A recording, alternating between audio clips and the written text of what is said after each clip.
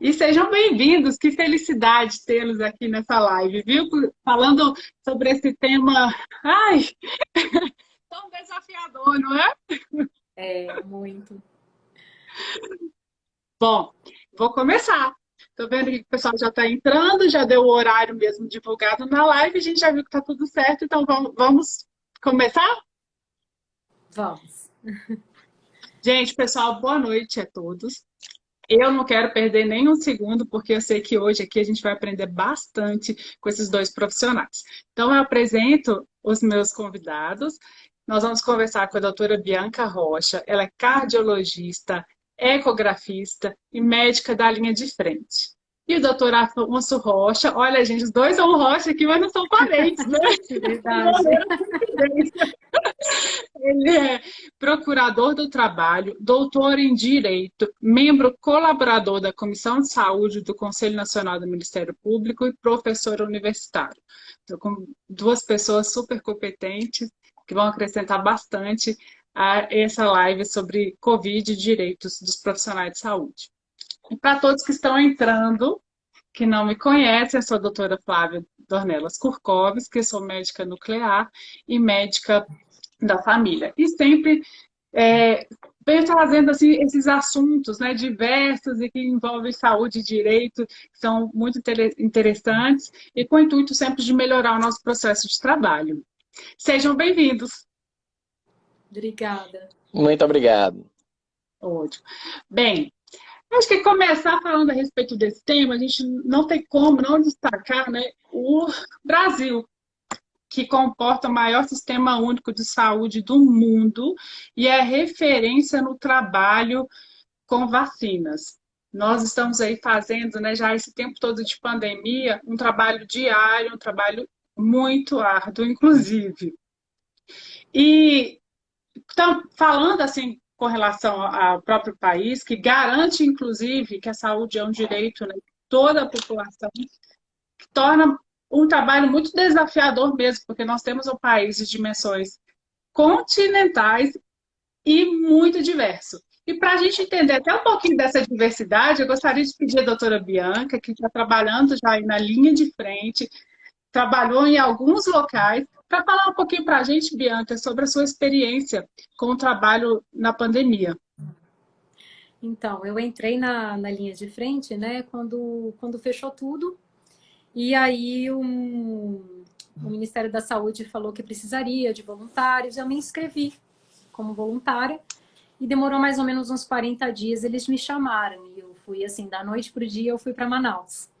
E fiquei lá quase 3 meses, foi uma experiência maravilhosa para mim, talvez tenha sido a melhor decisão da minha vida, mas ao mesmo tempo que foi uma decisão muito enriquecedora, foi um momento de muito sofrimento, em que a gente tem que entrar em contato não só com os problemas atuais, como os problemas antigos já, né, do nosso povo. Da falta de estrutura, da desnutrição, da falta de saneamento básico, problemas de saúde muito, muito antigos, né? E isso culminou, eu acredito que tenha culminado ainda para uma gravidade ainda pior em Manaus, né? Devido a essas condições precárias que os pacientes já tinham. E associado a isso, a Covid mesmo, que era uma doença que a gente ainda não tinha muito conhecimento do que a gente poderia fazer, do que funcionava, praticamente nada funcionava. Eu lembro que no dia que saiu o trabalho da dexametasona, que é o trabalho mais bem feito e mais não tem nem o que falar, né, de tão perfeito que é, que fala justamente disso, da redução de mortalidade, foi a primeira coisa que a gente tinha na mão de verdade. A gente já fazia, porque a gente já tinha experiência nisso em pacientes sépticos, né? Então, assim, a gente já fazia uso, mas foi, assim, a primeira pontinha de esperança que a gente teve, né? De lá para cá, as coisas são muito mais seguras, assim, na cabecinha da gente, né? De nós, profissionais. Eu acho que hoje cada um sabe lidar muito melhor com a doença hoje. Mas foi um processo longo, doloroso e de muito aprendizado, né? O Brasil, você tem razão, é um Brasil grande e dentro do Brasil grande tem Brasis diferentes, sociais, culturais, né?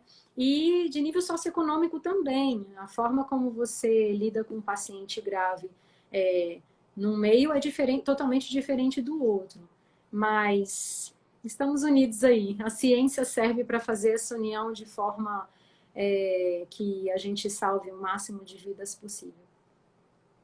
Fantástico, eu nem falei, né, que a doutora Bianca, nesse perfil dela, médicos na pandemia, tem feito um trabalho fantástico com combate à fake news, e, assim, muito bom mesmo, parabéns, eu Obrigada. sou uma admiradora sua, então eu fico muito Obrigada. honrada mesmo em tê-la aqui, em tê-la nessa live.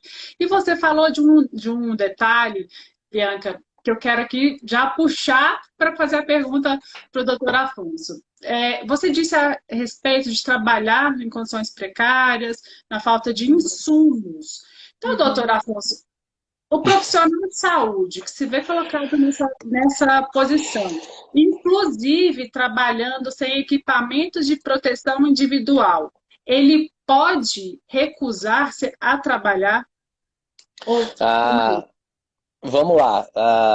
Eu vou aproveitar, já que quebrar um pouquinho o protocolo, até porque a gente está falando sobre um tema que eu acho que é um dos que colocou em evidência, assim, teve até aquele movimento um pouquinho mais do que palmas, né? A gente só batia palmas para os profissionais de saúde, vocês merecem muito mais. Eu já, por conta da minha vivência dentro do Ministério Público do Trabalho, a vida vai empurrando e eu acabei me especializando um pouquinho em unidades de saúde.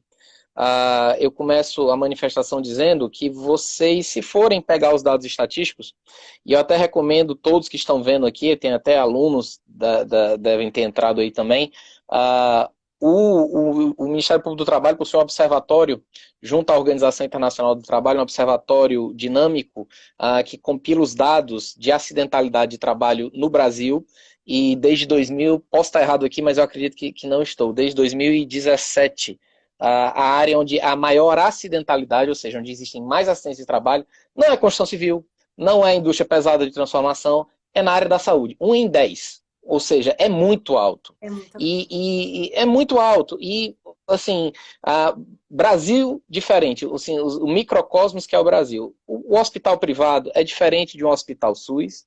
E um hospital SUS, assim, hoje em dia não dá nem para saber o que é hospital SUS. Eu diria assim, eu costumo brincar que é aquele SUS puro sangue, que é aquele gerido pela administração pública. Porque hoje você tem OS, você tem instituto, você tem a assistência beneficente, você tem uma contratualização que eu brinco, perdoem a brincadeira, mas é porque a gente vai vivenciando isso, contratualização a forceps, ou seja, contratações, terceirização da saúde, de uma forma às vezes sem respaldo legal, mas vai adiante por quê?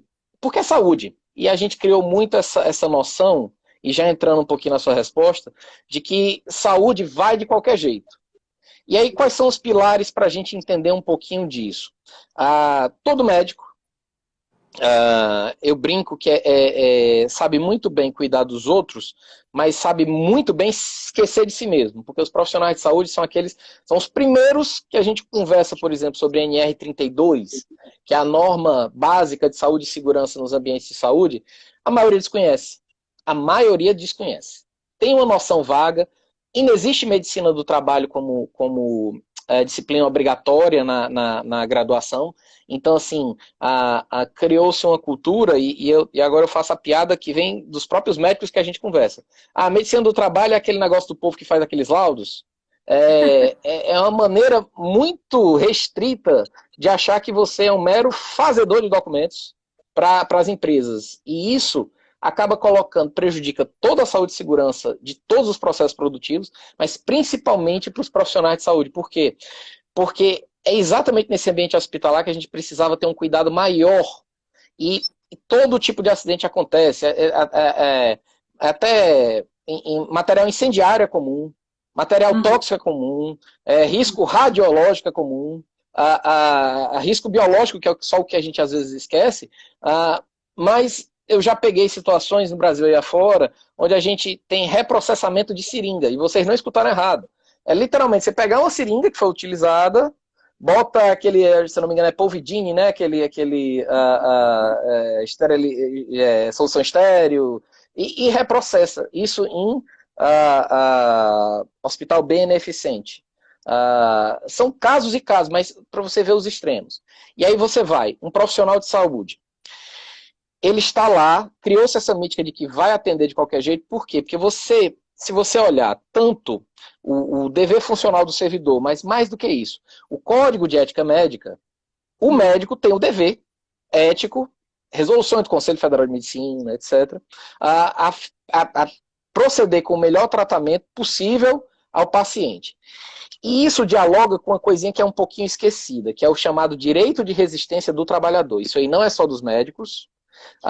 O médico, por ser visto como um profissional que tem um conhecimento técnico assimétrico, a gente está falando aqui bonito porque assim, o médico é um profissional que tem um conhecimento às vezes muito maior do que o gestor hospitalar. Ou seja, o dono do hospital às vezes sabe bem menos do que o médico enquanto profissional técnico. Então, como você tem essa assimetria, espera-se que o médico saiba o que deve fazer.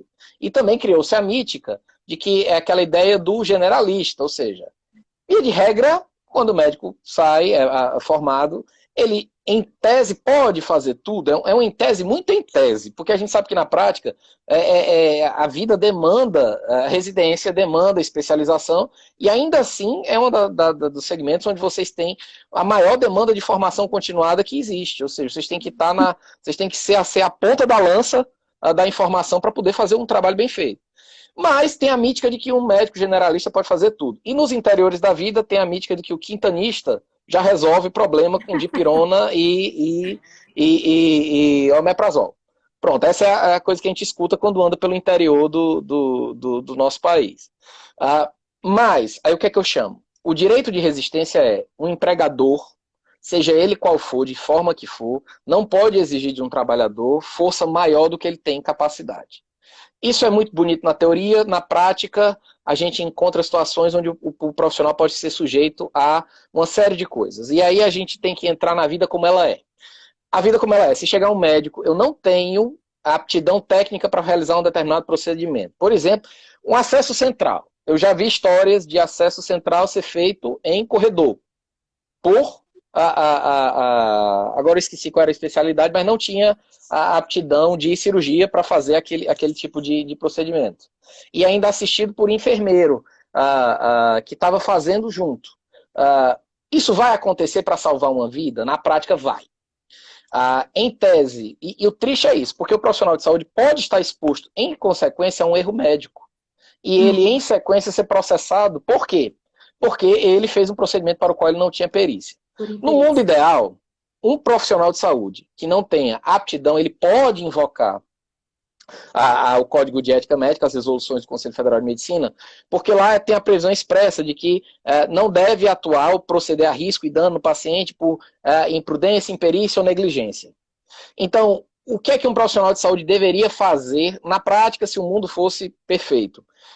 Entrar em contato com o diretor médico, responsável técnico pelo serviço, esclarecer que não tem aptidão técnica até pelo formato de contratação e, em tese, o serviço deveria ter, todo serviço médico tem que ter aquele chamado serviço de retaguarda.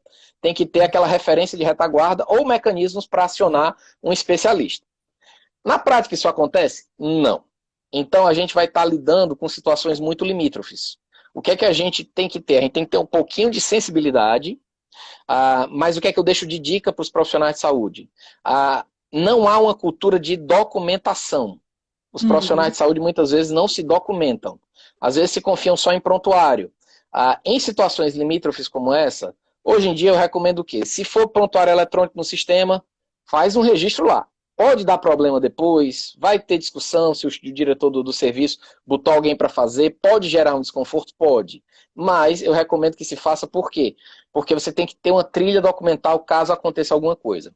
A postura ética que a gente escuta, e isso aí eu já tive discussões com vários profissionais, olha, sempre dá para fazer alguma coisa mínima, dá para registrar que você acionou um serviço de referência, dá para registrar que você acionou o plantonista de cirurgia, por exemplo, que foi o exemplo que a gente colocou. E às vezes ele não está. Infelizmente, a gente bate pelo Brasil afora, não tem agendamento para o centro. O cirurgião que era para estar de plantão está fora. Isso às vezes acontece. E o plantonista fica desguarnecido. Isso também acontece. Então, seria o documental. Mas, do ponto de vista pragmático, eu não tenho aptidão. Eu acredito que eu vou fazer mais mal ao paciente se eu tentar qualquer tipo de intervenção.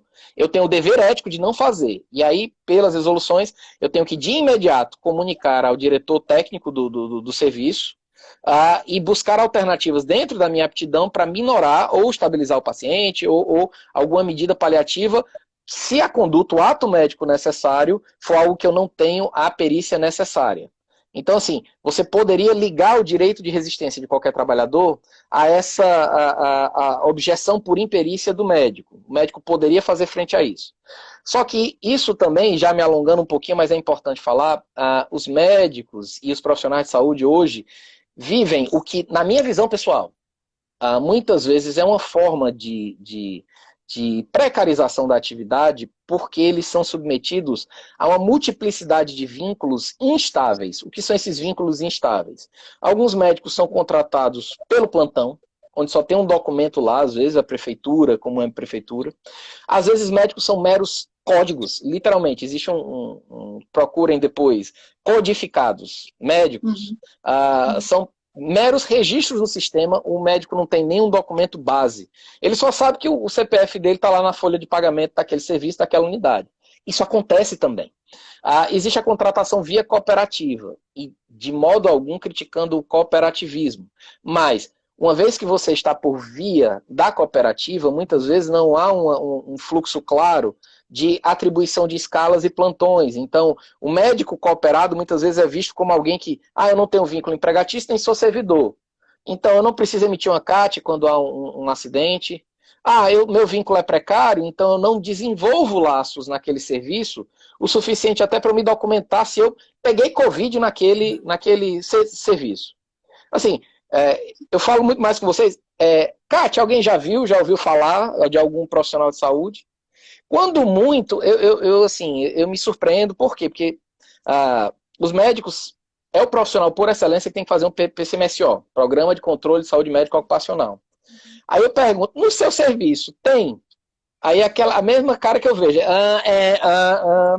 Quando você pegou os hospitais universitários e criou a EBSER, melhorou um pouquinho, mas antes você tem um hospital puro sangue, normalmente não tem. Os próprios médicos não sabem qual é o procedimental de referência, por exemplo, me espetei. O que é que eu escuto muito? Eu escuto muito eu não tenho tempo, nem vou querer passar por uma profilaxia difícil que vai me fazer passar mal. Pega só o fulano de onde veio, vê se ele tem alguma coisa. Não teve? Vida que segue. E isso está totalmente errado. Não era para vocês, eu brinco, não era para exigir um grau de altruísmo dessa natureza. Mas é hoje o que a gente está vivendo. E a minha colega de live, eu acho que vai poder falar muito mais sobre isso. Por quê? Porque ela provavelmente pegou situações onde havia ausência de máscaras, PFF2. A gente vivenciou escândalos onde a gente tinha que pegar um pedaço dos lotes e depois submeter a testes laboratoriais. Infelizmente, vilipendiou-se o Brasil com material inapto para esse tipo de risco. E não só isso, vilipendiou-se os médicos, porque eles estavam com material, luvas inadequadas, máscaras inadequadas, que a gente só foi saber a posteriori.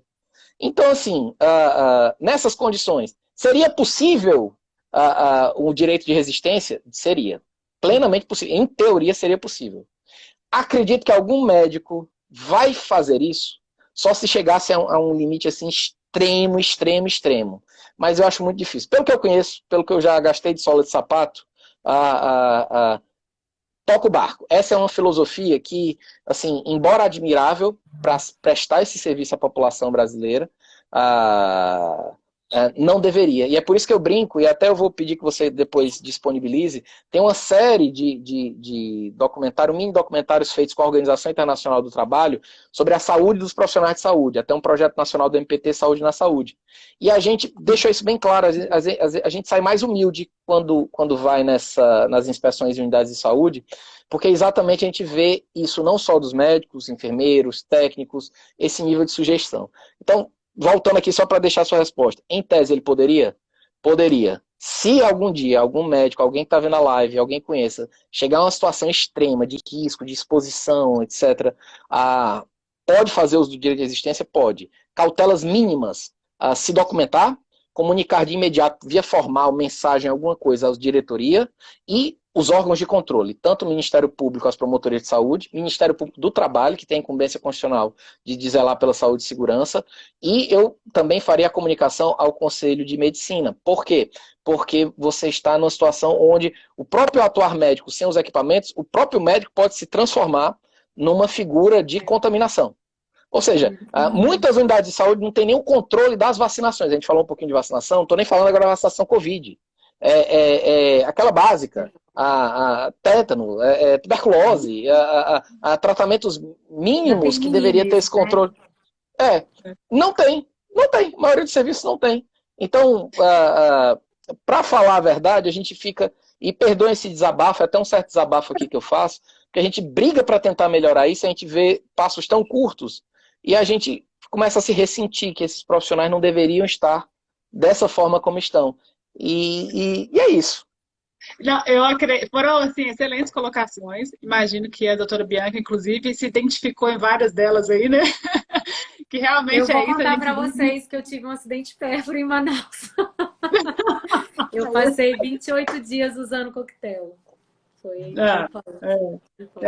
difícil. E a gente vive mesmo, né? Eu acho que nós temos mesmo, isso que você falou, doutora Afonso, é um altruísmo que quando nós vemos, até nós adoecemos, né?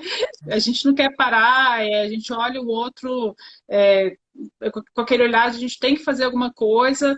E algo que eu sempre falo, que o Brasil tem até aquela frase lá, né? Que a gente tem um jeitinho brasileiro. Eu detesto o tal do jeitinho brasileiro, que normalmente a gente tem que se virar nos 30 para fazer normalmente algo. É um jeito porco de viver, né? Exatamente, porco de viver. E você também citou a inabilidade, né, de alguns profissionais. Então, doutora Bianca, você que inclusive foi para Manaus, imagino que você vivenciou profissionais talvez recém-formados ou não, mas de alguma outra especialidade que nós, assim, a gente pegou diversas especialidades, né? Oftalmologistas tratando o Covid, vários entraram, abraçaram a causa e começaram a tratar os pacientes. O que você falaria para nós desses médicos que foram colocados, assim, se você dá alguma opinião, que não sabem, por exemplo, fazer um acesso, entubar, algo que foi muito necessário, né, durante essa pandemia, o que a gente poderia fazer para melhorar essa situação? Então, se o médico ele vai atender Covid, ele necessariamente tem que aprender, você tem alguma sugestão referente a isso? Olha, aí, Flávia, é o seguinte, a primeira coisa é que o médico ele tem que ser bem informado.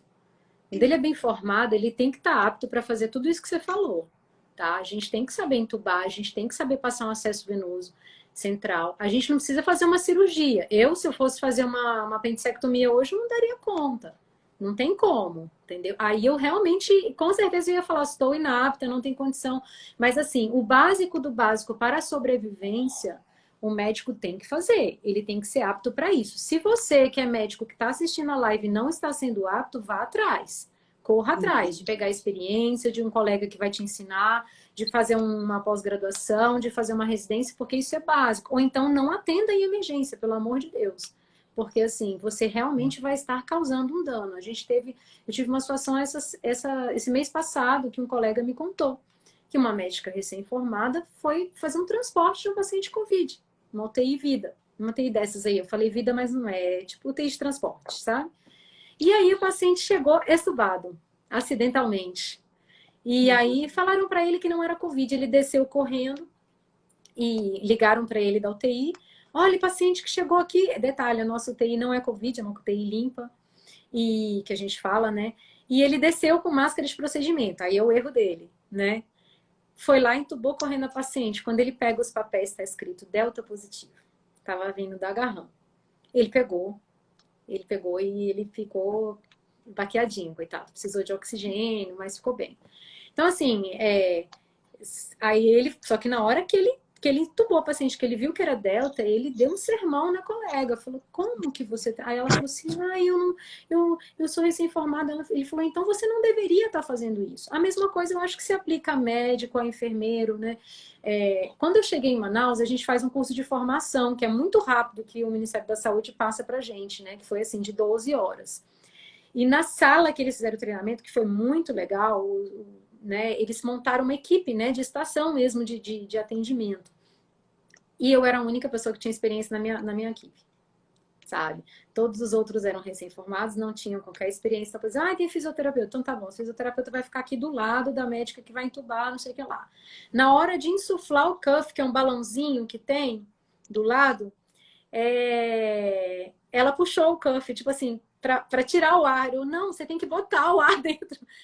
Ali eu me toquei, eu falei, caraca, eu não vou ter só que estar ali, mas eu vou ter que também ajudar eles a aprender. Por sorte, eu acabei indo para um hospital grande, para um hospital maior pronto-socorro de lá.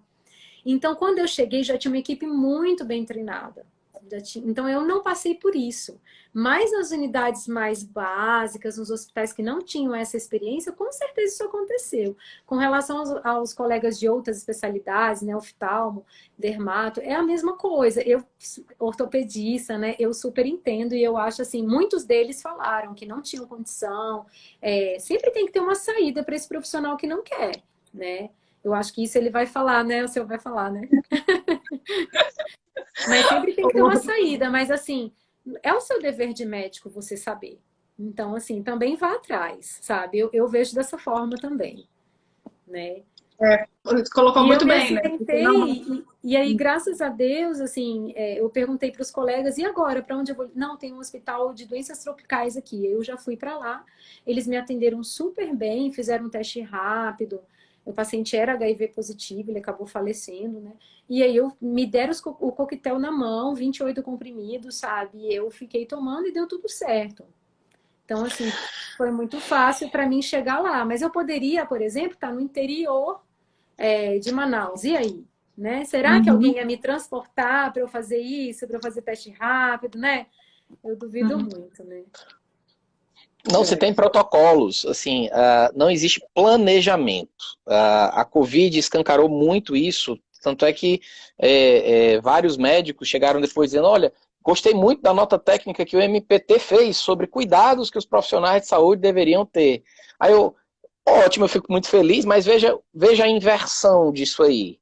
Aí eu até pergunto para vocês, da área da saúde, quantas e quantas normas são produzidas sobre a noções de saúde e segurança dentro das unidades? Outra mítica que você criou, a saúde e segurança é a CCH. CCH, comissão de infecção. O pessoal está só preocupado com infecção. Não tem nada a ver. Mas o pessoal está preocupado com a infecção hospitalar. E aí eu digo, é preocupado pro outro lado do balcão. Mas se você não tem um profissional com boa saúde, é o que às vezes eu brinco, até com alguns colegas do MP, até pelo nível de formação, o Ministério Público, muitas vezes o Ministério Público Estadual, ele é focado no atendimento ao usuário. Ou seja, o SUS, você tem uma visão muito de atendimento ao usuário. Só que aí eu digo o seguinte, olha, não se atende o usuário sem a outra pessoa do lado do balcão. Falou aí sobre a realidade de vocês.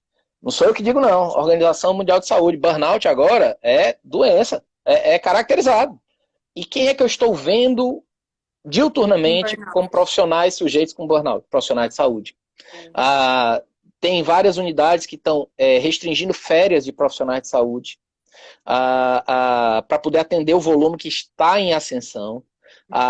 É legítimo, a certo modo, o empregador controlar a jornada, ou controlar férias, situações, é possível, mas a gente não está falando aqui só de um mero controle de escala, a gente está falando de burnout dos profissionais.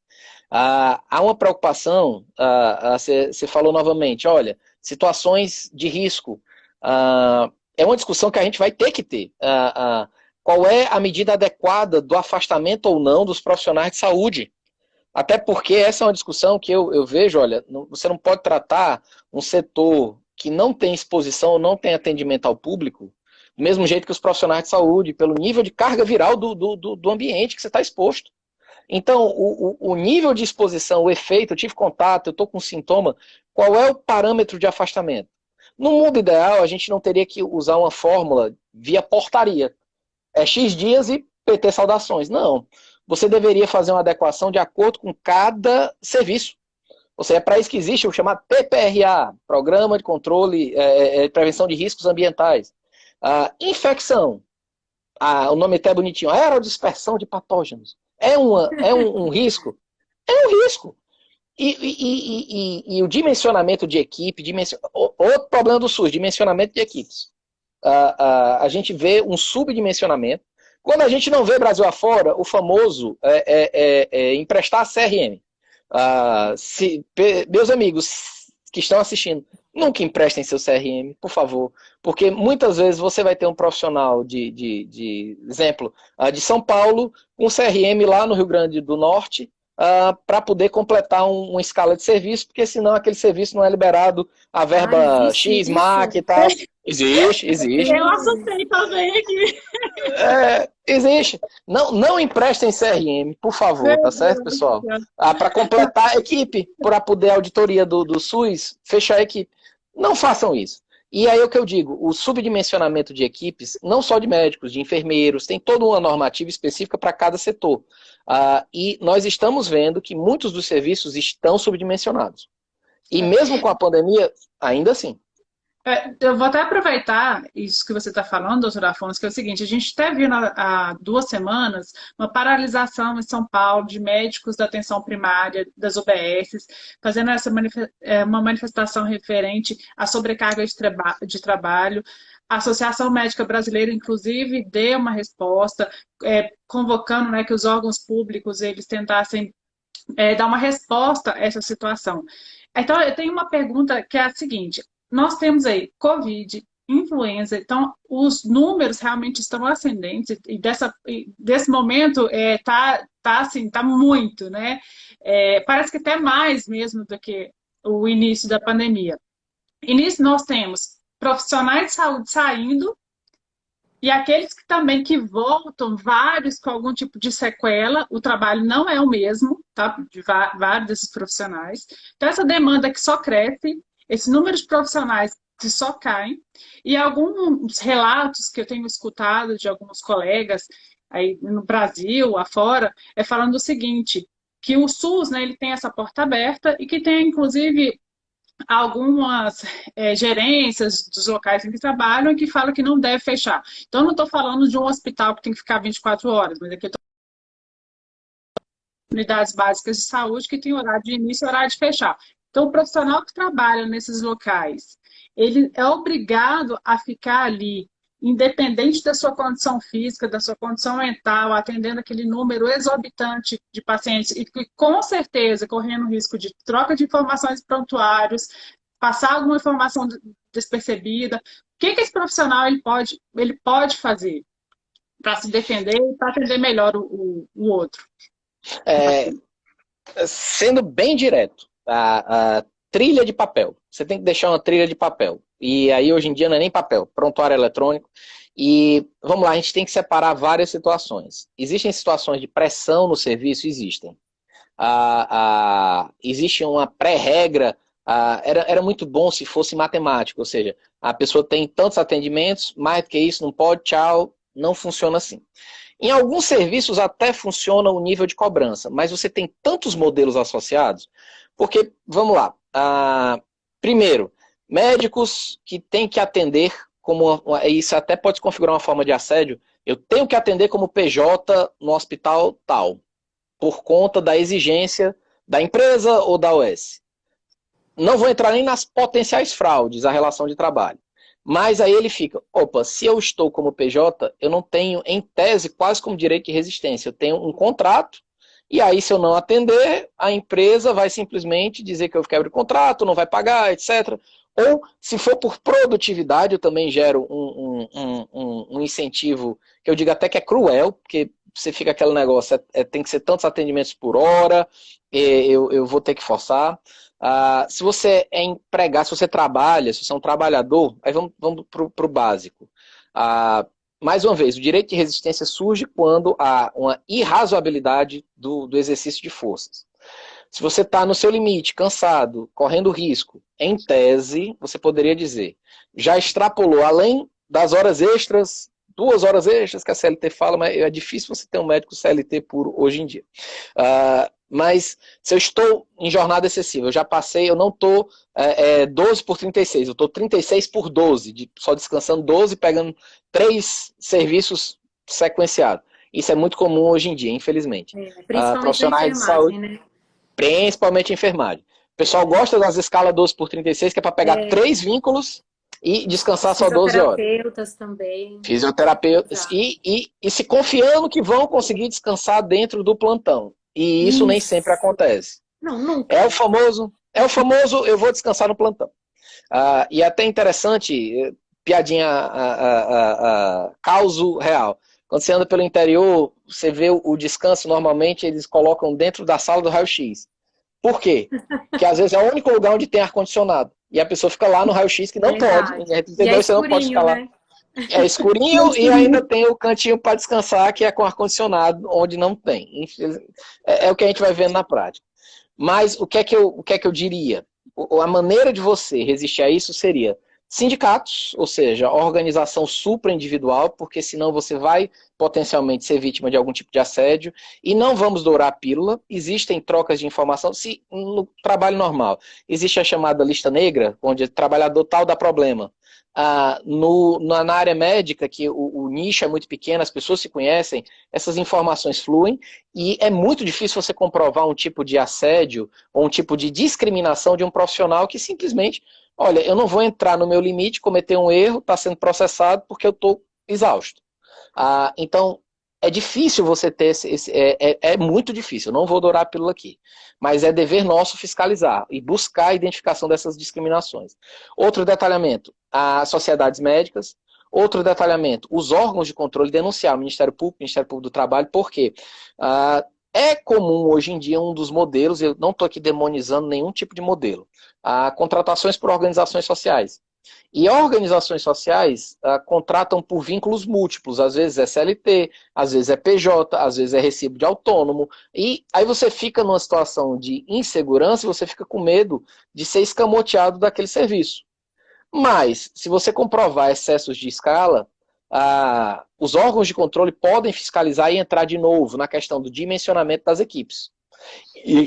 E aí entra a questão da CAT, comunicação de acidente de trabalho. Eu tenho visto muitos profissionais de saúde. Se você é profissional de saúde, existia uma discussão se Covid poderia ser caracterizado como doença ocupacional ou não. Hoje em dia eu entendo que isso está mais pacificado após a decisão do Supremo, que para profissionais de saúde ela vai se tornar um risco majorado e portanto, pode ser uma doença ocupacional. Só que eu não tenho visto a emissão associada das CATs. E aí eu até falo para os profissionais, olha, converse com um amigo, porque a CAT qualquer um pode emitir. Aí o pessoal diz, mas eu não tenho vínculo, eu não sou CLT, precisa? Emita a CAT. Ou a chamada RAT, Relatório de Acidente de Trabalho. Por quê? Porque é instrumento de política pública da saúde do trabalhador. Então, um médico, os profissionais de saúde podem procurar, sabe quem também? O CEREST, os Centros Estaduais de Referência de Saúde do Trabalhador. Os CERESTs têm estruturas precárias em alguns estados, e tem, isso é fato. Mas eles fazem um trabalho muito bom também. Então, os profissionais de saúde chegarem e trazerem essa informação do excesso, da contaminação, da negativa de acesso aos afastamentos, isso já é indício que nos ajuda a atuar. E como é que os órgãos de controle atuam? Tanto o Ministério Público Estadual, do Trabalho, podem tomar termos de compromisso do Estado, do município, da OS, seja de quem for, para redimensionar escalas, fazer um melhor gerenciamento e implementar as medidas. Por exemplo, fixar prazos para adequação de PPRA, a vacinação das equipes, estabelecer rodízios obrigatórios, observância do afastamento maior ou menor conforme a realidade do caso. Mas isso, infelizmente, é caso a caso. A gente não tem uma receita de bolo prévia. Mas tudo começa com o exercício da cidadania e quebrar o medo. É muito difícil. É muito difícil. Eu não vou aqui falar que é fácil, mas ao mesmo tempo, se o profissional que, em tese, tem o maior nível de informação técnica sobre os riscos que ele está se submetendo, tem receio de quebrar o silêncio, imagina para a gente que está nessa assimetria de informação. Então, a palavra que a gente deixa é, do nosso lado tem muita boa vontade. Eu vejo muita gente empenhada em fiscalizar, a melhorar as condições dos profissionais de saúde. Fica até difícil falar porque vocês são de Brasília, e Brasília sempre foi um bastião, que a gente diz, de qualidade nos serviços de saúde públicos. Era sempre uma boa referência nacional, Brasília. E a pandemia colocou uma pressão que a gente vê aquilo que é as mesmas mazelas do Brasil afora, que às vezes a gente via menos, a gente está vendo mais. Então a gente vê que não dá para a gente simplesmente achar que vai passar. Não, a gente precisa de medidas concretas, a gente precisa se conscientizar e tem que começar por vocês também. Aí é o que eu digo, se interessem, comentem e vão atrás de ter uma noção de medicina do trabalho até autorreferencial. Assim, muito médico perde muita coisa, aí eu entro naquela tomando os benefícios previdenciários, perde muito benefício previdenciário, muito profissional de saúde, porque não tem ciência e não tem uma documentação histórica, até para fins de aposentadoria. Às vezes até um interesse individual se perde por falta dessa informação. A nossa formação realmente fica muito fora, né, doutora Bianca? A gente não estuda. Eu fiz pós-medicina do trabalho, então eu entendo pouco. Até esses termos aí que ele está usando, eu imagino que para alguns profissionais que estão assistindo a live. Mas eu acho que dá para entender sim, eu acho que dá para entender perfeitamente o que ele está dizendo. E o momento. Eu vou falar uma coisa, eu não sei se foi feito acidente de trabalho para mim nesse acidente, por exemplo. Não sei. Ali no meio da confusão, eu ainda estava agoniada que eu queria voltar, porque o plantão estava super pesado, estava desfalcado. Demorou 2 horas para sair o teste rápido e eu agoniada. Realmente, isso que ele falou é muito verdade. Eu acho que. E ainda voltou. Claro, normal. Né? Ai, menina, ainda fiquei 15 dias assim com enjoo, que você nem imagina. Depois de 15 dias eu acostumei, mas... E isso assim, um colega meu falava assim, imagina, não vai dar nada não. E ele era cirurgião, ele falava assim, eu já finquei a agulha. E não deu nada. Eu falei, não deu nada porque você é sangue ruim, porque eu não vou me arriscar. Eu também é o famoso complexo de super-homem. Assim, vocês têm complexo de super-homem. Comigo não acontece, comigo não vai ter problema. Mesmo, até que tem. E assim, é até coisas de longo prazo, por exemplo, setores. Você já parou para pensar se o setor onde você estava ali do lado? Meu setor era do lado da radiologia. Alguma vez eu me preocupei em saber se tá vazando. Vai tirar o raio-x lá na UTI, aí, gente, raio, no começo você saia correndo. Chega uma hora, você fala, ai, quero nem saber, deixa, sabe? Assim, você tá tão cansado, você tá fazendo um negócio, às vezes eles vêm tirar o raio-x, você tá passando um acesso do outro lado, você não vai sair, cara, não tem como, sabe? E coisa simples, realmente, proteção de tireoide para mulher. Mulher, principalmente, isso aí é informação que me chega, que é uma suscetibilidade maior a alguns tipos de câncer de tireoide, né, estatisticamente falando. Protetores simples, raio-x móvel, vários setores, assim, em tese, no mundo em tese, você tem toda uma periodicidade de testes da blindagem, do setor, e aí, às vezes, a gente, Brasil afora, a gente chega, a informação que tinha, não, estava passando a radiação. E cadê que os profissionais de saúde andam com dosímetros? Se você está num setor exposto, você tinha que estar com dosímetro. Não anda. Não existe. Não tem. O hospital de campanha de parede não tem, entendeu? Então, esquece. Eu posso falar, eu não sou da radiologia, né? Mas eu sou médica nuclear e eu posso dizer que sim. Até os próprios profissionais da área da medicina nuclear, muitos não usam dosímetro, isso é verdade. Mas eu não usam. É verdade. Bom, mas assim, vocês em algum momento falaram também dessa sobrecarga, dessa questão mental, da síndrome de burnout. Bianca, fala pra gente, você que trabalhou em UTIs, né, vivenciou muitos casos de mortes, como é que ficou essa questão emocional? O que você presenciou, tanto com você, um relato seu, um relato também de seus colegas? Então, eu tive 2 episódios de burnout, em que eu precisei me ausentar, e assim... É até uma coisa que eu ia perguntar pro professor Afonso, né? Porque a gente não tem vínculo empregadício, né? Então, por exemplo, eu trabalho em hospital de campanha, agora fechou, mas assim, trabalhei um bom tempo em hospital de campanha. Eu não tenho vínculo, tá? Eu recebia, igual ele falou, tem meu CPF lá, tem inclusive uma empresa que a gente entrou na justiça porque não está pagando, né? Não pagou os plantões. Então, assim, eu não tinha esse vínculo, né? Que dirá a gente ter algum direito, né? Com relação ao burnout, o que eu tive que fazer? Eu percebi que eu estava em burnout e eu saí da escala de plantão por 3 semanas, né? E aí, Sem realmente, quando você... receber. Claro que não, óbvio que não, né? Você escolhe comer ou ficar deprimido. Então você tem que escolher, tô brincando, não foi assim não, gente, eu não sou dramática assim não. Mas assim, o burnout é isso, você tem que prezar muito pela sua saúde individual, porque senão ninguém vai fazer isso por você. É a sensação que eu tenho, tá, professor? É a sensação que eu tenho, que eu acho que a maioria de nós tem, né?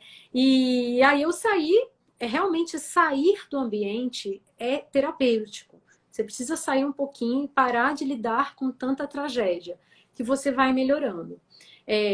Claro que a gente sempre fica num nível de estresse, né? Eu tive que aumentar meu remédio para dormir e eu ainda estou com 2 remédios para dormir, para vocês terem uma ideia. Eu nunca falei isso para ninguém, né? Mas assim, estou tentando reduzir aos poucos, porque é impressionante, não é que eu estou ansiosa, deprimida, nada disso, mas o nível de alerta que você fica é constante. Você está sempre meio sobressaltado, entendeu? Por exemplo, eu estou aqui na live com vocês e eu estou recebendo mensagem aqui, sabe? De uma pessoa querida que está falando para mim que está no oxigênio, que está na UPA tal. Aí eu já estou pensando aqui com quem que eu vou falar para ver se eu consigo ver, se alguém pode vê-la, sabe? Assim, e é um estado de alerta o tempo todo. Tem dia que eu falo assim, eu largo o celular e eu falo assim, não vou olhar. Porque se eu olhar, vai ter coisa para a gente fazer. Então, eu acho que esse estado de alerta, ele não acaba. E eu não estou reclamando, gente. Eu tenho colegas que estão em condição muito pior. Eu tenho como sair quando eu preciso, né? E a maioria das pessoas não tem essa opção. Então, assim, é uma coisa que eu ia até perguntar para o professor, né? Como que a gente faz para a gente ter direito de sair, né? No meu caso, eu acho que essa questão de escala de plantão não tem muito como, né? Mas, assim, no geral, eu acho que a gente tinha que ter alguma informação, né? Não é à toa que a gente está na era dos cursos, né? O pessoal fala que tem curso para tudo hoje em dia. Mas os profissionais de saúde têm pouco planejamento pessoal e até de empreender mesmo. Ou seja, porque o médico tem a mítica de que o médico é o médico, ou seja, o médico é aquele que é aquela visão clássica do médico de consultório, que tem a sua banca, que tem uma clientela fixa e que nunca vai faltar trabalho, etc. Mas vamos entrar no principal. A multiplicidade de vínculos muitas vezes gera precarização, gera. Até as próprias cooperativas, que de certo modo são úteis para você ter digamos, uma melhor dignidade remuneratória, em alguns casos, afastam você daquela rede básica de segurança que é o vínculo trabalhista tradicional. Não é à toa que mundo afora está se discutindo esses modelos. Espanha, por exemplo, está voltando agora a um modelo de maior rede de segurança por conta dessas situações. Em tese, mesmo sendo profissionais autônomos, muitos médicos não fazem os recolhimentos previdenciários. Um momento, ou seja, recolher como autônomo, é o que a maioria das pessoas sabe. Muitos não fazem, simplesmente não fazem. E deveriam. Até para quê? Para exatamente ter um benefício nessa hora de um auxílio doença. O valor é próximo do que um médico hoje em dia que a gente conhece na prática vai atender em plano? Jamais, jamais. Não, mas já era alguma coisa. Ajuda, mas ajuda. Outro detalhe é o seguinte, qualquer serviço deveria ter, quando você entra em PPRA e PCMSO, que são os documentozinhos básicos de saúde e segurança do trabalho em qualquer unidade, existe um esquecimento dos riscos biopsicossociais. Um médico que vê pessoas falecendo o tempo inteiro, isso é uma carga emocional muito pesada. Então, eu brinco que, olha, a unidade de saúde tem um atendimento 24 horas psicológico, a equipe multidisciplinar para paciente.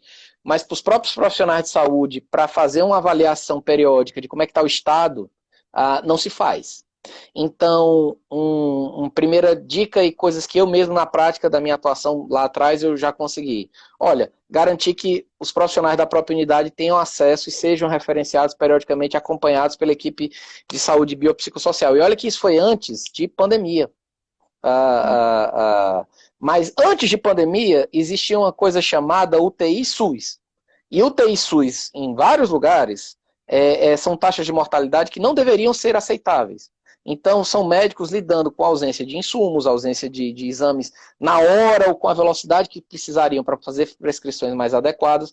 E muitas vezes eu já ouvi, assim, tem gente que vem aqui para morrer. Então, assim, é a sanitarização da morte, ou seja, há muita gente que vai ocupar a vaga de UTI e vai falecer, por quê? Porque já é um volume enorme de comorbidades, etc. E eu ainda vou ter que olhar no olho da família e dizer, olha, doutor, tem salvação? Vou poder levar minha mãe para casa? Ou seja, tem um risco psicológico associado aí que não está contabilizado. E os próprios profissionais de saúde, perguntinha básica, exames médicos de saúde, exames periódicos de saúde, médicos fazem? É uma raridade. É uma raridade. Só quando você é empregado de um serviço, de um hospital, você acaba fazendo porque é obrigatório ter o ASO e os exames periódicos. Mas na maioria desses vínculos não tem essa obrigatoriedade, os médicos não fazem. E eu até brinco, meus amigos, prescrevam, nem que seja para vocês mesmo, por exemplo, cortisol. Pega a taxazinha do cortisol para você ver que tá um negócio Nossa, vai estar absurdo. E aí você vai ver. Pronto. Mas é o que é que eu digo? Existem grupos de apoio. Eu tenho visto alguns profissionais, isso aí quando a gente acompanha a distância, eles estão montando clínicas para intercambiáveis. Assim, por exemplo, eu estou precisando me afastar, mas como eu sou sócio da clínica, o contrato é com a clínica para aquele serviço, eu ainda estou ganhando alguma coisa. Ainda que eu e os meus amigos, somos os sócios, a gente subcontrata alguém para trabalhar. Isso aí é um arranjo. Para você não ficar desamparado. Mas, ao mesmo tempo, não tem tantas alternativas. O que é que eu sugeriria aqui? Voltar a uma discussão mesmo, um resgate da figura do médico empregado. Isso aí é necessário para muitos serviços. A classe médica tomar consciência de que nem sempre o imposto que eu estou deixando de pagar para ser contratado como PJ e não pagar o imposto de renda à pessoa física não vale a pena para a minha segurança. E eu faço essa brincadeira porque eu já ouvi isso. Assim, é o modelo tributário influenciando a escolha da forma de contratação. Influencia muito. E eu brinco que se você tem horário, se você tem que responder ao setor, se você tem que dar aquela carga horária, se você não tem autonomia para dizer hoje eu não vou, considere que você é um empregado, então por que não fazer? E outra coisa, aí entra até numa coisa mais complexa, acreditar nas propostas de carreira. O DF era sempre uma referência porque ele tinha uma estrutura de carreira para os médicos no serviço público, era modelo para outros locais. Você tinha como fazer um concurso e ser um servidor público e ver uma progressão de carreira. Infelizmente, a gente tem visto que essas carreiras médicas nos estados estão sumindo, estão indo embora. Por quê? Praticamente não existe. Porque a força de trabalho está indo toda para contratações terceirizadas. E dentro da estrutura terceirizada você não tem uma pressão de ter um avanço de evolução no trabalho. Então, talvez considerar concursos de prefeituras, etc. E os médicos denunciarem também.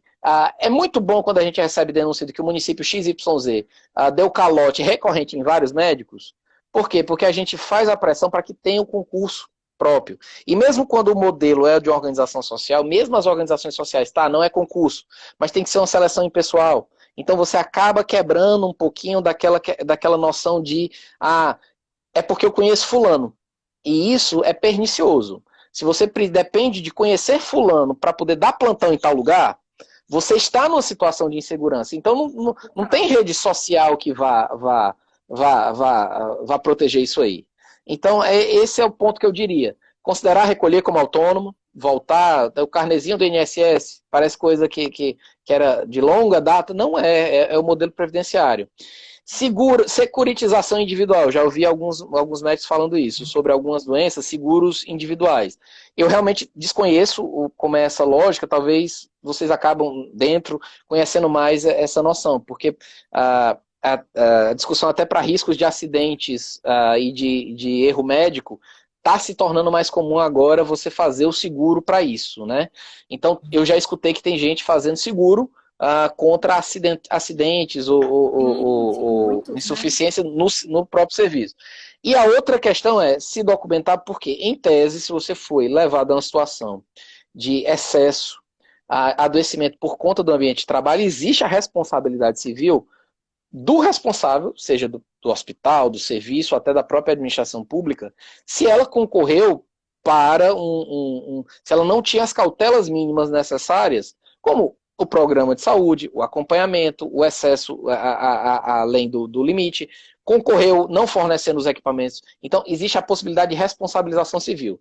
Isso vai vir rápido? Não vai vir rápido. Mas, em tese, é uma figura? É também. Então, assim, é mais desafios do que respostas rápidas. A mais próxima que eu teria é essa. Autônomos ou então se agruparem e montarem clínica. Eu tenho visto isso muito em anestesiologia. Determinados setores, os anestesiologistas são um grupo que eu vejo que é muito bem fechado e articulado. Muitos deles montam cooperativas e clínicas para essas realidades. Então, pode eventualmente ser uma opção para vocês também. Tá, tem muitas pessoas, doutor, vou pedir licença aqui, que foi até uma colinha aqui, sabe, de alguém conhecido, que ele me alertou que algumas pessoas, né, que não são da sua área do direito, não sabem nem o que é responsabilidade civil. Você pode falar aí para os médicos também que não entendem, os profissionais de saúde, mais o que é responsabilidade civil? Próximo. Nossa, a responsabilidade civil, basicamente, tentar falar de uma forma bem direta, aí falar na linguagem de vocês, é o famoso fantasma do erro médico. Eu fiz alguma coisa, eu vou ter que pagar para alguém. Normalmente é por esse viés que os médicos abordam essa situação da responsabilidade civil. É sempre no erro médico. Eu fiz alguma coisa, vão dizer que eu fiz errado, e eu vou ter que passar o resto da vida pagando uma pensão para alguém. Esse é o medo que a gente escuta. Mas responsabilidade civil é basicamente a estrutura das normas do nosso ordenamento jurídico, do direito, que servem para reparar os danos. Normalmente os médicos olham o dano para fora, ou seja, eu causo dano em alguém, eu vou ter que pagar. E vocês esquecem que vocês podem ser as vítimas do dano. E vítimas do dano do serviço, do excesso, vítimas de assédio, vítimas de discriminação, e tudo isso atinge a dignidade, o famoso dano moral. Atinge um patrimônio subjetivo, não é meu físico, isso atinge o meu patrimônio, e eu, portanto, posso ter o dever ter o direito de ser indenizado por isso. Caso mais tradicional que talvez a gente vê, por exemplo, médicos que sofrem violência durante o serviço. Aconteceu, né? Raro. Sexta-feira no Novo Gama, né? A menina tá com um traumatismo craniano, né? Pronto. Não é à toa que, assim, tem o jeito jocoso de falar que é o Vietgama, né? Em Brasília. Eu já vi essa piadinha. Já trabalhei. Mas vejam, você ser um profissional, qualquer profissional no seu ambiente de trabalho tem a pressuposição da segurança do ambiente. Ou seja, quem empreende, e isso vale para a administração pública, tem que dar condições de segurança para o desenvolvimento de atividades, especialmente dos servidores públicos, dos contratados, dos terceirizados. Se você sofre um dano, a responsabilidade, seja do Estado, seja do hospital onde você está trabalhando, pode restar configurada. E, portanto, você seria indenizado por isso. Essa médica, ela pode, por exemplo, processar o Estado por ela não ter tido segurança no atendimento? Ou não? Eu não conheço o caso concreto. Não sabe a situação, né? Não sabe a situação. Mas, em tese, é possível. Também, né? É possível, sim. Hã? Teve vários outros servidores que apanharam também. Outros servidores que foram tentar ajudar e apanharam também. Parece não só isso, por exemplo. Eu já vi situações, assim, inclusive em hospitais particulares, tá, gente? De pessoa entrar armado, função do médico a dar atestado. Isso. A agressão. Não precisa nem ser nesse nível. Por exemplo, falha nas normas de saúde e segurança, a pessoa levou uma queda porque não tinha piso antiderrapante. E isso era algo que a CIPA, a Comissão Interna de Prevenção de Acidentes, já tinha identificado, já tinha pontuado, já tinha ocorrido. eu vou ter que falar em tese, até porque eu não posso me sim, manifestar sim. sobre casos concretos. Por lei, eu sou vedado. Mas, em tese, havendo falha no dever de medidas de segurança, é possível a responsabilização? É possível, falando em tese. Então, o que é que você recomenda? Procurar ou o sindicato, ou um profissional da área jurídica mesmo, tem muitos advogados que estão se especializando nisso, e se informar, olha, o caso foi esse, em tese eu tenho direito, não tenho? Eu acho muito provável que tenha quando há falência das medidas de segurança. Por exemplo, situações. E aí a gente acha que não, mas a saúde é um microcosmos. Por exemplo, presos. Atendimento hospitalar de preso e você não tem a escolta adequada e profissionais de saúde são vítimas de ou sequestro ou resgate de pessoas de facção, etc. É um risco muito grande e, assim, tem gente que é baleada, tem gente que fica exposto.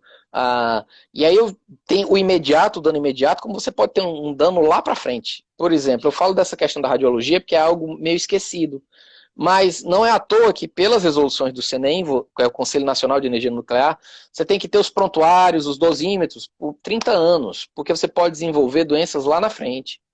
Vocês sabem mais que a gente. Tem muitas formas de câncer que só vão se manifestar, câncer de ocupacionais e por exposição 20, 30 anos depois. Então, esse tipo de situação, em tese, pode ser indenizada? Pode. Mas como é que você vai comprovar isso? É um outro documentozinho de medicina do trabalho, que é o famoso PPP, Perfil Profissiográfico Previdenciário, que identificasse ao longo da vida laboral os riscos que aquela pessoa estava exposta. E é uma raridade eu ver um médico ir atrás para se aposentar, por exemplo, de um PPP. É uma raridade o médico se aposentar. Só se aposenta o médico do serviço público. Não, O não, médico... e é interessante isso que você falou, querido depositar. Não, mas é interessante isso que você falou, porque tem o funcionário que trabalha em várias empresas. Vamos supor, o radiologista está trabalhando em várias empresas. Vai responsabilizar quem, né? Do dano daquele câncer também. Pronto. Isso é uma dificuldade. Por exemplo, Kátia, até vamos agora para uma coisa mais basal. Eu atendo em 3 serviços, 3 hospitais, estou fazendo o 36 por 12. Onde é que eu peguei a Covid? É verdade. Aí fica aquele memezinho, cada um. Tem aquele meme do Homem-Aranha, né? 3 Homem-Aranha, um apontando pro outro. Aí diz, não, foi no seu serviço, não, foi no seu, foi no seu. Independente disso, a proteção do trabalhador, qualquer uma dessas unidades deveria emitir a CAT. E tem que se afastar dos 3. E não só isso, qualquer PPRA bem elaborado tem que prever lá, tem que ter no seu planejamento, que os profissionais que têm múltiplos vínculos tragam a informação, porque até no meu interesse, agora eu vou pensar o seguinte, eu sou um hospital, eu quero me resguardar, gerenciamento de passivo, eu tenho meus radiologistas em outros setores, meu amigo, aqui, você quer trabalhar aqui? Beleza, mas me traga os relatórios dos seus outros serviços, porque eu tenho que monitorar aqui para depois saber se a sua exposição foi lá e não foi aqui. Engraçado é porque, assim, troca de dosímetros é muito comum. Às vezes o pessoal usa o mesmo contrato de aferição para serviços diferentes, então você não sabe onde é que está, isso aí não é correto a nível de planejamento. Então, fica difícil você apontar um específico? Fica. Isso aí é difícil. Mas alguns elementos podem trazer, por exemplo, a data da doença, o nível de exposição. No hospital A eu estava sem os EPIs, no hospital B eu estava com os EPIs. Assim, permitam-me deixar só essa mensagem também. A saúde no trabalho não é só EPI. A figura do EPI muitas vezes é a gente fazer uma inversão de responsabilidade dizendo a responsabilidade é da pessoa que não usou. Quando, na verdade, o EPI é a última linha. Você tem que adotar medidas, por exemplo, barreiras físicas nas unidades para não ter a aerodispersão dos patógenos, ao invés de dizer eu estou lhe dando uma máscara. Você tem que ter medidas de biocontenção, você tem que ter medidas de higienização constante. E aí você inverte a lógica e diz, eu lhe dei uma máscara, lhe dei uma luva, lhe dei um óculos. E tu pegou. E tu pegou. Tá aqui o recibo que tu pegou. Não usou porque não quis, problema teu. Não existe isso. Bom, esse papo aqui está muito bom. A gente, inclusive, já passou da hora programada, mas eu não vou deixar de fazer essa última pergunta, porque você tocou no assunto. Então, se o médico, por exemplo, está trabalhando no ambiente que, que presta atendimento para a Covid, e ali, nesse próprio ambiente, misturam-se salas de atendimento para Covid, com pacientes com síndrome respiratória e também gestante, idoso, tudo acabam entrando na mesma sala por falta de espaço. A gente não tem essa separação, né, essa segmentação que você tá dizendo. Isso é possível, uma situação dessa, a gente responsabilizar alguém, que seja gerência, que seja inclusive o próprio médico, ou qualquer outro profissional de saúde que esteja trabalhando nessas condições? Ah, aí que tá, mais uma vez a gente vai ter que falar muito em tese. Se há um desrespeito deliberado a medidas básicas de separação, porque até tem a normativa das áreas restritas, área faltou o nomezinho agora, você tem que. Área de isolamento. Você tem que fazer a área de isolamento. Se você não tem doenças infecciosas, tem normativas específicas de como tratar, de como isolar, de como segmentar. Se isso é deliberadamente descumprido, é possível responsabilizar, sim. Aí normalmente entra a figura de saúde coletiva. Tanto o Ministério Público, normalmente, como os conselhos, às vezes, de saúde vão em cima também. Olha, esse setor não dá para fazer assim. E aí você tem que buscar ou segmentar atendimento, separar uma UPA específica para atender aquele perfil. Isso aí são medidas gerenciais. E aí falta, muitas vezes, essa noção de saúde, de gerenciamento do sistema de saúde. O SUS é muito bonito, mas ele é muito complexo. Ele tem muitas ferramentas, mas, ao mesmo tempo, tem muita falta de formação. E, às vezes, são decisões difíceis que não são nossas, teriam que ser dos gestores. Eu vou desagradar toda uma comunidade porque eu estou tirando o pronto atendimento aqui, mas eu estou segmentando só para infeccioso aqui? Pode ser uma medida? Pode. Então, assim, não tem como a gente antever isso. Agora, a cobrança de instalação de barreiras físicas, o MPT faz isso, assim, em determinados serviços. A gente cobra o planejamento. E aí volta a noção do planejamento e o complexo de super-homem. Eu não vou, não, isso aqui eu não vou fazer isso não, dá muito trabalho. Não, eu não quero fazer. E os próprios médicos não registram a ocorrência dessas situações, dessas exposições. Simplesmente preferem tocar o barco. Para que eu vou me dispor, fazendo uma denúncia de que está tudo desorganizado aqui, se isso aqui sempre foi assim. Não sou eu que vou reinventar a roda. Mas, às vezes, é exatamente um olhar mais crítico que dá base para a mudança. E aí, volta, cultura de fazer um PPRA, um PCMSO. O PPRA e o PCMSO deveria prever esses riscos nesses ambientes, sim, e até é obrigatoriedade de R32. Você tem que ter o profissional tem que ser informado dos riscos quando ele muda de ambiente. Então, se eu fui realocado de um setor, aí eu acho que isso é a realidade de muitos médicos aí do DF, por exemplo. Eu estava no hospital tal e fui realocado para o hospital tal. Eu duvido que tem alguém que diz, não, deixa eu ver aqui o plano e identificar os riscos que eu estou exposto agora, porque eu estou no outro setor, numa outra área. Deixa eu me informar, mas em tese isso é uma obrigatoriedade do ente público e também do hospital privado, informar o direito de informação do trabalhador e do profissional de saúde, tem que ser informado dos riscos, e isso muitas vezes não acontece. Então, para responder sua pergunta, no plano abstrato, com certeza dá para responsabilizar sim, especialmente se foi deliberado, se foi pontuado os riscos e não foram adotadas medidas de mitigação dos riscos. Aí você entra, aí eu não sou da área penal, mas em casos mais extremos, o descaso manifesto com situações de exposição a risco de saúde ocupacional pode ir até para a seara penal, quando você assume um risco, o dolo, no termozinho juridiquês, de que vai acontecer um acidente. Às vezes, profissionais de saúde, situação prática, coisa que ninguém imagina, caldeira. Caldeira tem muito em hospital. Por quê? Por conta da necessidade de esterilização, os vasos de pressão, pode explodir. Se você tem uma unidade que está manifestamente defasado, com risco, às vezes as avaliações periódicas apontam o risco que pode acontecer. Explode uma coisa daquela, uma negligência deliberada pode ter aspecto criminal? Pode. Então, assim, é mais sutil e a gente às vezes bota uma viseira, os profissionais de saúde, eu vou olhar só para o dia a dia e eu vou esquecer desse macro.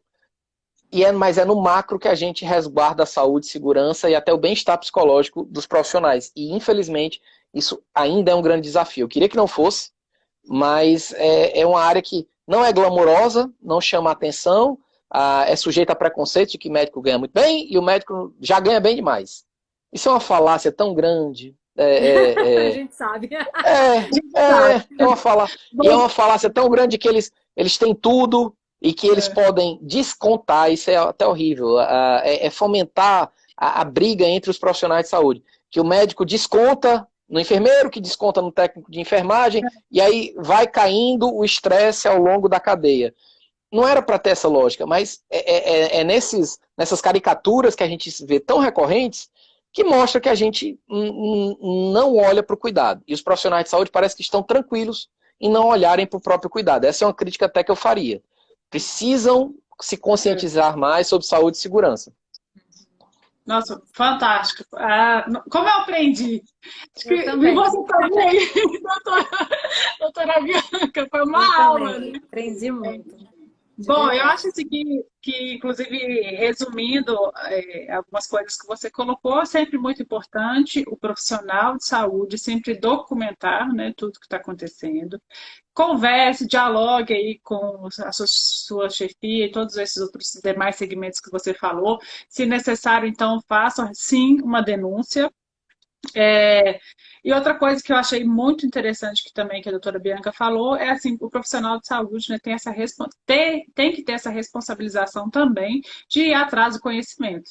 Então, está sempre se atualizando, sempre estudando, e para a gente conseguir melhorar todo esse nosso processo de trabalho, diminuir também, né, essas situações que a gente vive, esses riscos que nós nos colocamos. Então, aqui para mim também foi uma lição, viu, doutora? Você falar muito aí a respeito de que a gente não para e não olha para nós mesmos. E isso eu sou um exemplo vivo disso. Então, valeu bastante. Eu gostaria muito de agradecê-los. Nós passamos bastante aqui o nosso horário. Agradecer a todo mundo que esteve presente. Vocês querem deixar alguma mensagem final? Fiquem à vontade. Não, eu só quero dizer que eu aprendi muito, foi muito legal, de verdade, assim, é um mundo realmente que é muito desconhecido da gente, então para mim foi extremamente esclarecedor, assim. Vão surgir dúvidas depois, com certeza. A minha mensagem final é só, eu fico à disposição a qualquer dúvida. Acho que você, como formadora de opinião, e sem dúvida, eu exorto as duas, os perfis e tudo, multipliquem esse conhecimento, porque muitas vezes vocês não têm noção da admiração que a gente tem aqui do lado de fora e de que a gente não quer, com perdão da palavra, a gente não quer ser o chato, dizendo, faça assim, segurança é assim, segurança é assado, isso dá trabalho, etc. Mas tem uma razão de ser e a gente está tentando melhorar o serviço. É como eu digo, jamais você vai ter um usuário bem atendido se o profissional de saúde não estiver bem para fazer um bom serviço. Não é que o profissional de saúde tenha que ter empatia apesar do cansaço. Ele tinha que ter empatia exatamente porque o trabalho dele permite que ele tenha empatia com quem ele está lá servindo.